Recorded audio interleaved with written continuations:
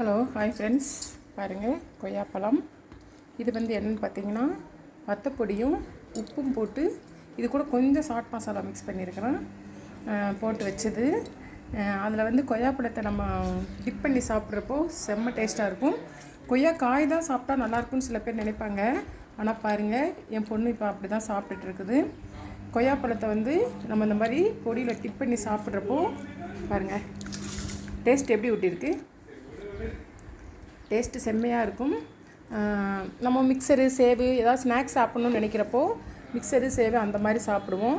ஆனால் அதெல்லாம் விட்டுப்போட்டு நம்ம இந்த மாதிரி பொடியில் வெள்ளரிக்காய், கொய்யாக்காய், நெல்லிக்காய் இருக்குது பார்த்தீங்களா, நெல்லிக்காய், இந்த மாதிரி பொடி வச்சு அதில் நம்ம டிப் பண்ணி சாப்பிட்றப்போ சூப்பராக இருக்கும்.